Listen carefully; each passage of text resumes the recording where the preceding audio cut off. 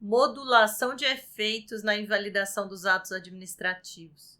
Vamos à explicação rápida? Então, em primeiro aspecto, a gente tem que ressaltar o quanto existe de conflito, no fundo, entre a legalidade com um sentido mais restritivo de invalidação de todos os efeitos com a perspectiva ex tunc, em relação à situação da segurança jurídica, de manter certos efeitos produzidos pelo ato, principalmente quando existe boa-fé, diante do princípio da segurança jurídica. Esse tema é um tema que não é atual, apesar das alterações que houve na LINDB, que intensificaram a possibilidade de modulação dos efeitos diante da disciplina do decreto que regulamentou a LINDB. Então, para começar a debater esse tema rapidamente, porque é uma explicação rápida, é importante que a gente pense que sempre há a possibilidade de invalidar um ato.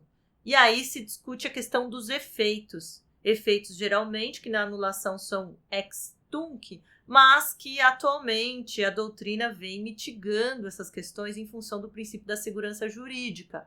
Então, há tempos, o Celso Antônio Bandeira de Mello já falava que atos que tenham efeitos ampliativos dos direitos dos particulares podem ter uma invalidação ex nunc e não ex tunc, diante da circunstância do caso concreto. Então, é realmente um tema muito importante. Inclusive, se a gente analisar do ponto de vista do direito constitucional, houve um avanço muito intensivo em termos de controle de constitucionalidade a partir do momento em que o artigo 27 da Lei 9868 veio estabelecendo a possibilidade de modulação dos efeitos quando da situação da declaração de inconstitucionalidade. Então, às vezes, se a administração aplicasse com aqueles efeitos írritos e nulos, haveria realmente muitos problemas por parte de consequências indesejadas em relação ao controle de constitucionalidade.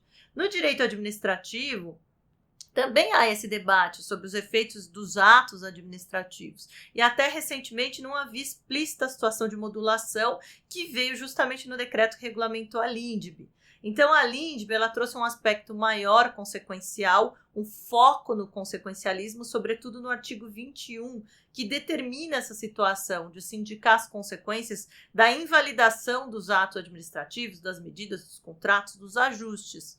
E a modulação de efeitos, ela veio enquanto possibilidade a partir da disciplina do decreto 9.830 de 2019, que regulamentou a LINDB e previu, sim, no artigo 4º, parágrafo 3º, a possibilidade de modulação de efeitos, justamente para que haja uma regularização proporcional, uma regularização equânime, desde que não prejudique, evidentemente, os interesses gerais. Então, diante dessa situação, nós temos aí a novidade da modulação explícita, já existia até na ponderação que era feita por parte dos órgãos de controle, por parte da própria administração na invalidação dos seus atos, mas agora vem de forma mais específica, sobretudo no âmbito do decreto, cujo artigo 4º, parágrafo 4º, prevê duas hipóteses muito ricas. A primeira seria a hipótese de restringir efeitos mesmo, a partir da declaração dessa invalidação.